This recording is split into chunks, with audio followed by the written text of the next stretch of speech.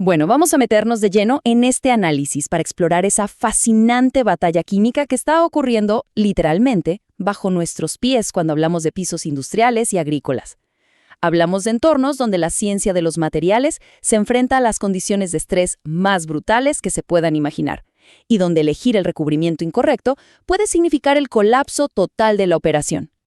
Para aterrizar toda esta química compleja a la vida real, veamos un dilema sumamente específico que alguien publicó en Reddit. La duda era si tenía sentido sellar un gallinero de traspatio que tenía un contrapiso de madera utilizando resina epóxica. Y aunque parezca un problema muy casero, es en realidad un microcosmos perfecto de los enormes problemas industriales, porque involucra humedad, sustratos que nadie puede predecir y, por supuesto, un desgaste biológico y físico constante. Nuestra hoja de ruta para hoy es bastante clara. Arrancamos con el dilema del gallinero, pasamos al duelo técnico entre epoxi y poliuretano, revisamos el tema crítico de higiene y patógenos, vemos las distintas opciones según el entorno, detallamos el arte de la instalación y cerramos con un veredicto. Punto número 1. El dilema del gallinero y cómo escalamos a las situaciones más extremas.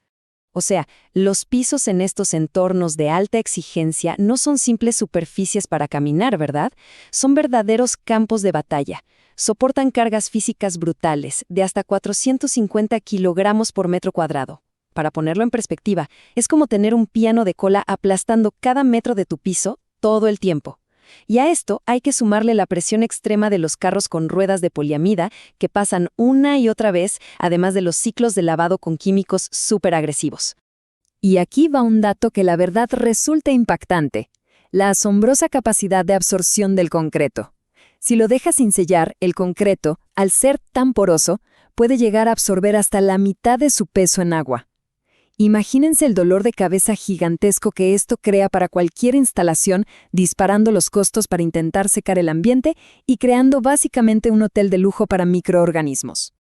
Bien, pasemos al punto número 2. Epoxi versus poliuretano. El gran duelo técnico. La diferencia química de fondo es fascinante. Por un lado tenemos al epoxi, que es un polímero de dos componentes, una base y un catalizador.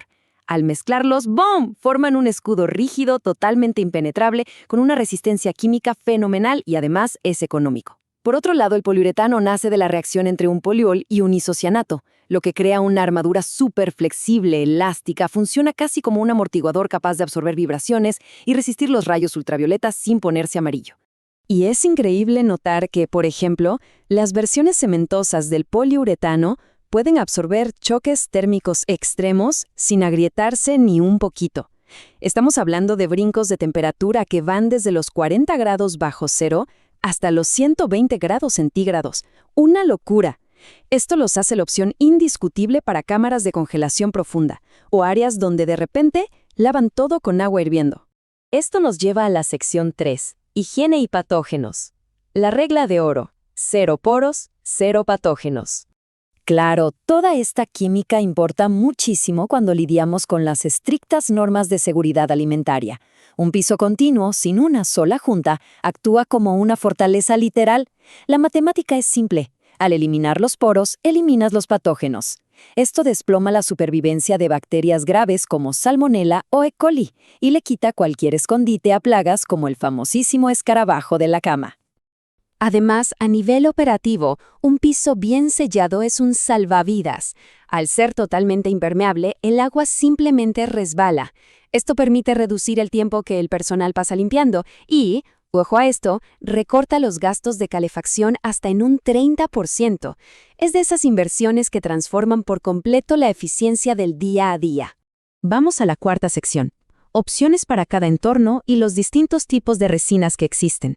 Porque la industria sabe que no hay una solución mágica para todo, y por eso se formulan distintas opciones según la operación.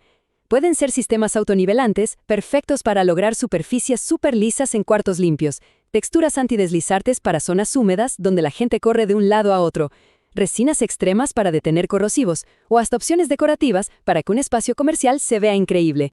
Si observamos este mapa de combate químico, queda clarísimo a qué nos enfrentamos. El epoxi puede resistir cosas extremas como combustible de aviación, gasolina o la exposición constante a orina animal sin sudar.